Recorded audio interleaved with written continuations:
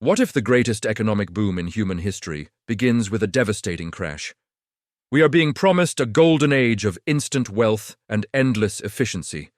But beneath the hype, leading economists are seeing a different, darker pattern emerging in the data. A pattern that suggests things are going to get much harder before they get better. I'm Usama, and today we will discuss why AI growth might actually hurt our global economy before it ever starts to help it. Let's look at the historical precedent. This is the productivity paradox. To understand our future, we must look at the past. When electricity was first introduced to factories, productivity didn't skyrocket immediately. It actually stalled. Factory owners spent fortunes ripping out steam engines to install electric motors, but they didn't change the way they worked. They incurred massive costs for zero immediate gain. We call this the J-curve effect. Imagine a graph.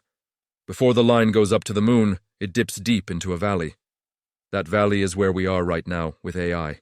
Companies are spending billions on chips, data centers, and software licenses. This is investment shock. Money is pouring out of the economy to build infrastructure, but the profits, they aren't here yet. Employees are confused. They are spending hours trying to learn new prompts and debug hallucinations instead of doing their actual jobs. Efficiency is temporarily decreasing. This is the dangerous gap. The moment where costs are at their highest and utility is at its lowest. It is a fragile moment where businesses can collapse under the weight of their own innovation. And while businesses struggle to adapt, the market begins to punish them. Stock prices fluctuate, investors get nervous, and the economy teeters on the edge of a recession. Engineered by progress itself. But the cost of doing business is only the first crack in the foundation. The real earthquake happens when we look at the labor market. But before the new jobs appear, the old ones must disappear. This is the displacement lag. History tells us technology creates more jobs than it destroys. But history never had to compete with a technology that can think, write, and code faster than a human. We are witnessing a white-collar recession. Unlike the Industrial Revolution, which replaced muscle, AI is replacing the middle-class mind. Accountants, copywriters, junior developers. It is not just about being fired, it is about salary compression. When an AI can do 80% of your job for free, your labor becomes less scarce. And when scarcity drops, wages plummet. Companies are adopting a silent freeze. And they aren't firing everyone yet, but they aren't hiring graduates either. The entry-level job is effectively extinct. Economists call this frictional unemployment. It takes time to retrain a graphic designer to become a data center technician. That gap? That is where families lose their savings. And here is the economic trap. Machines do not buy houses. Machines do not go to restaurants. When you remove human wages, you remove consumer spending. If consumer spending drops because workers are fearful or underpaid, corporate profits eventually crash too. It creates a deflationary spiral that no algorithm can solve. We are moving toward a world of extreme efficiency, but we might have to walk through a valley of extreme inequality to get there. But the disruption isn't just happening to individuals, it is happening to entire nations. The global balance of power is about to shift, but the most dangerous crack in the economy isn't inside your office. It is drawing a line across the world map. This is the AI divide. For decades, developing nations climbed the economic ladder by offering affordable labor. Call centers, coding, data entry. AI just cut the bottom rungs off that ladder. Economies built on outsourcing are facing an existential crisis. Why pay a team overseas when a server in California can do the work instantly for pennies? This leads to capital flight. Money stops flowing to emerging markets and rushes back into the tech giants.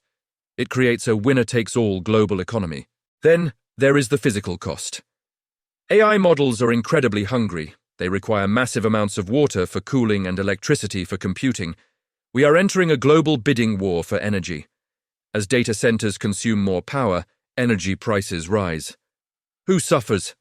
The average family trying to heat their home.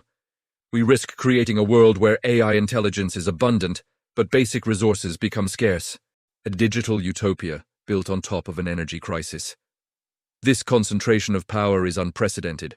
A handful of companies now have more compute power, and therefore more economic leverage, than entire sovereign nations. If these companies sneeze, the global stock market catches a cold. We have centralized the entire world's economic risk into a few server racks. So, is the crash inevitable? Or can we survive the valley of death to reach the golden age on the other side? History shows us the curve always turns upward eventually, but only for those who survive the turn. This is the adaptation phase. When ATMs were invented, bank tellers didn't disappear. Their jobs evolved. They stopped counting cash and started selling loans. Relationship banking was born. The economy of the future will not pay for doing.